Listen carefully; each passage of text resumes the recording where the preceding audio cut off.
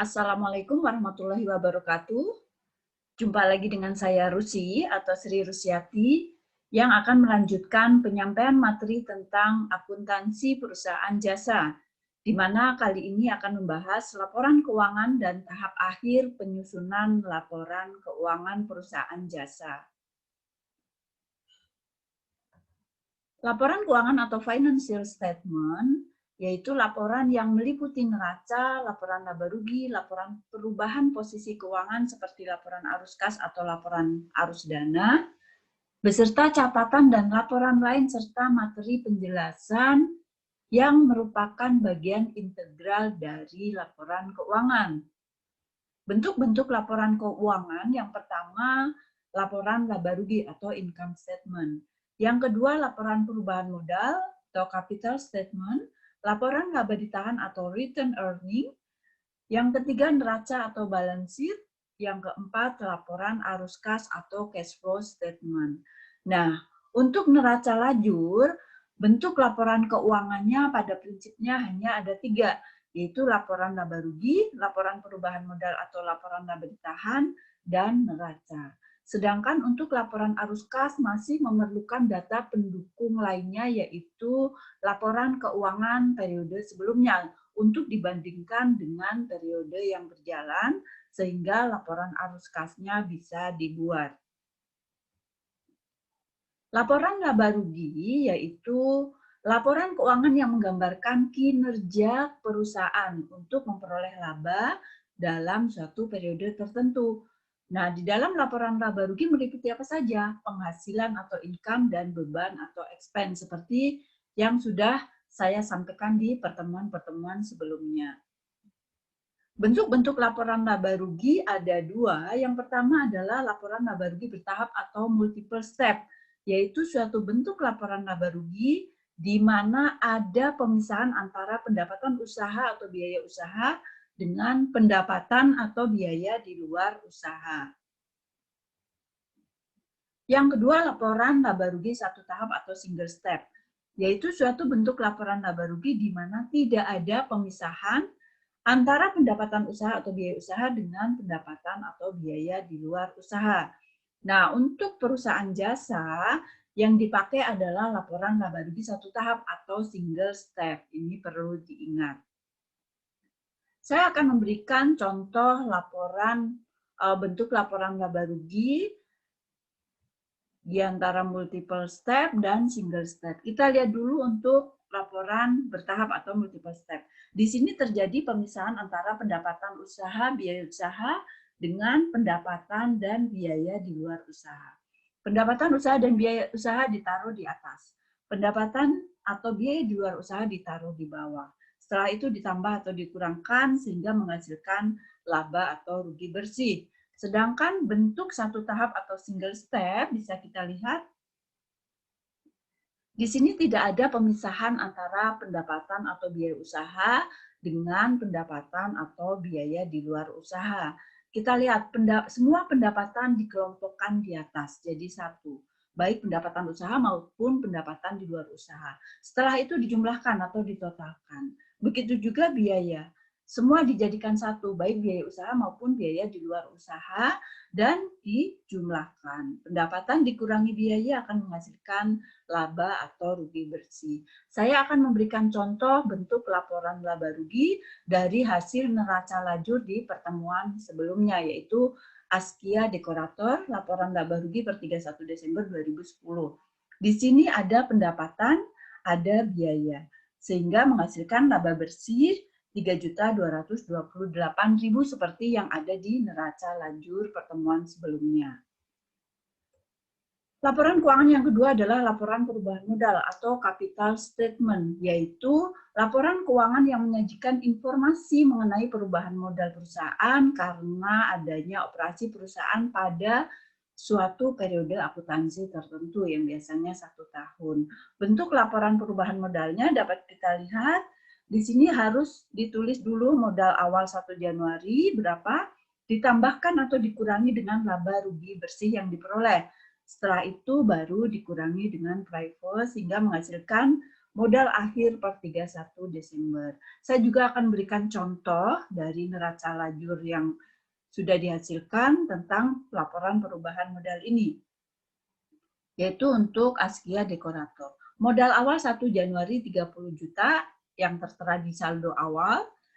Laba bersih yang diperoleh tadi 3.228.000 dijumlahkan dan dikurangi dengan private 2 juta sehingga menghasilkan modal akhir 31 Desember 2010 sebesar 31.228.000. Nah, modal akhir ini nanti yang akan ditulis di neraca. Laporan perubahan laba yang ditahan atau return earning yaitu laporan laba bersih yang tidak dibagikan kepada para pemegang saham. Bentuk laporan perubahan laba ditahan hampir sama dengan perubahan modal, cara penyusunannya harus ada laba ditahan awal dulu, baru ditambah atau dikurangkan laba rugi bersih, setelah itu dikurangkan dengan dividen yang dibagi. Itulah menghasilkan laba ditahan akhir periode 31 Desember.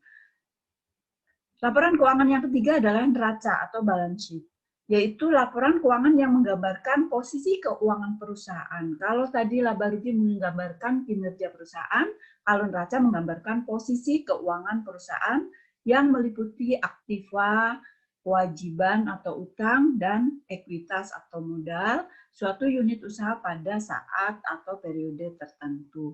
Bentuk neraca di sini juga ada dua. Yang pertama bentuk skontro atau disebut juga dengan account form atau bentuk T. Yang kedua bentuk staffel. Saya akan memperlihatkan bentuk neraca skontro dan staffelnya. Di sini kita lihat bentuk skontro terlebih dahulu. Di sini aktiva dan pasiva yaitu kewajiban dan modal, bersebelahan di kiri dan di kanan. Aktiva ada aktiva lancar, aktiva tetap, sehingga menghasilkan total aktiva. Kewajiban dan modal juga seperti itu, ada hutang lancar, ada hutang tetap, dan ada modal sehingga menghasilkan total aktiva. Total pasiva dengan total aktiva harus sama. Yang kedua bentuk staffel, kita lihat bedanya. Kalau bentuk staffel adalah memanjang ke bawah, kewajiban dan modal ditaruh di bawah aktiva. Jumlah atau total aktiva berada di atas dan total pasiva ada di bawah. Itulah perbedaannya antara skontro dan staffel. Nah, saya juga akan memberikan contoh bentuk neraca skontro dari hasil neraca lajur. Di sini ada bentuk neraca Askia Dekorator per 31 Desember 2010. Aktivanya ada aktiva lancar, ada aktiva tetap. Khusus pencatatan aktiva tetap, kalau di neraca lajur akumulasi penyusutan peralatan ada di kredit, tetapi dalam penyusunan neraca, akumulasi penyusutan ditaruh di bawah aktiva tetap masing-masing. Contohnya di sini peralatan. Aktiva penyusutan peralatannya ditaruh di bawahnya supaya menghasilkan nilai perolehan peralatan neto. Jadi di sini nilai aktiva tetap peralatan netonya 7.600.000. Begitu juga kendaraan. Akumulasi penyusutan kendaraannya mengurangi nilai kendaraan sehingga diperoleh nilai kendaraan neto 32.400.000. Setelah itu dijumlahkan semua menghasilkan total aktiva 58.250.000. Begitu juga kewajiban dan modalnya. Hutang lancarnya ditulis. Di sini kebetulan tidak ada hutang tetap, modalnya juga ditulis yang tadi sudah diperoleh dari laporan perubahan modal.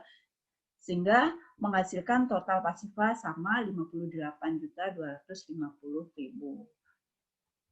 Nah, tahap akhir penyusunan laporan keuangan perusahaan jasa adalah membuat jurnal penutup atau closing entry, yaitu jurnal yang dibuat pada akhir tahun kalau untuk menutup semua rekening yang bersifat sementara. Apa itu rekening sementara?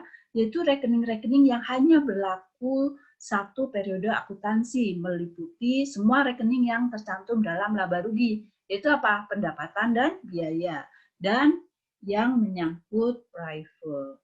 Nah, tujuan membuat jurnal penutup ini untuk menutup saldo yang terdapat dalam semua rekening sementara agar saldo rekening modal menunjukkan jumlah yang sesuai dengan keadaan pada akhir periode. Caranya bagaimana? Yang pertama harus dilakukan adalah menutup semua rekening pendapatan ke rekening ikhtisar laba rugi. Yang pendapatannya tadinya di kredit menjadi di debit, kreditnya ikhtisar laba rugi. Begitu juga untuk biaya. Menutup semua rekening biaya ke rekening ikhtisar laba rugi. Biaya yang tadinya di debit, jurnalnya di sini menjadi di kredit. Debitnya ikhtisar laba rugi. Semua biaya-biayanya di kredit, dijumlahkan, debitnya ikhtisar laba rugi. Yang berikutnya menutup rekening rugi atau laba ke rekening modal. Kalau tadi menghasilkan laba. Kalau laba, jurnalnya debitnya ikhtisar laba rugi, kreditnya modal. Dan sebaliknya, kalau rugi, debitnya modal, kreditnya ikhtisar laba rugi. Dan yang terakhir, menutup rekening private atau drawing ke rekening modal. Jurnalnya modal debit, kreditnya private. Itulah bentuk jurnal penutup. Yang berikutnya apa yang harus dilakukan? Membuat neraca saldo setelah penutupan buku atau post closing trial balance. Yaitu bentuk neraca saldo yang digunakan untuk memuat semua rekening yang tidak mengalami penutupan buku tadi. Nah, di sini saldo private tidak perlu dimasukkan ke neraca saldo setelah penutupan buku karena masuk ke jurnal penutup. Nah, untuk saldo modal yang dipakai adalah setelah laporan perubahan modal atau yang ada di neraca tadi. Tahapan berikutnya yang terakhir yaitu membuat jurnal penyesuaian kembali atau jurnal kembali atau refreshing entry. Nah, di sini jurnal ini dibuat pada awal tahun berikutnya. Kalau tadi jurnal penutup akhir tahun, ini awal tahun berikutnya untuk menyesuaikan kembali ayat jurnal penyesuaian yang pernah dibuat pada akhir tahun periode sebelumnya. Nah, ini berhubungan dengan penerimaan atau pengeluaran kas pada periode yang akan datang. Maka harus dibuat jurnal pembalik. Apa yang perlu dibuat jurnal pembalik? Yaitu ada 4 macam jurnal penyesuaian. Harus dilihat kembali jurnal penyesuaiannya. Kalau berhubungan dengan 4 macam jurnal penyesuaian ini harus dibuat jurnal pembalik. Yaitu apa? Yang pertama, biaya yang masih harus dibayar. Yang kedua, pendapatan masih harus diterima. Yang ketiga, pendapatan diterima di muka. Dan yang keempat, biaya dibayar di muka. Semua harus dibuat jurnal pembalik. Caranya bagaimana? Kalau tadinya jurnalnya debit, di sini menjadi kredit, dan sebaliknya kalau tadinya kredit menjadi debit. Jadi dibalik saja jurnalnya. Begitulah kurang lebih materi yang bisa saya sampaikan. Mudah-mudahan bisa dipahami. Terima kasih. Wassalamualaikum warahmatullahi wabarakatuh.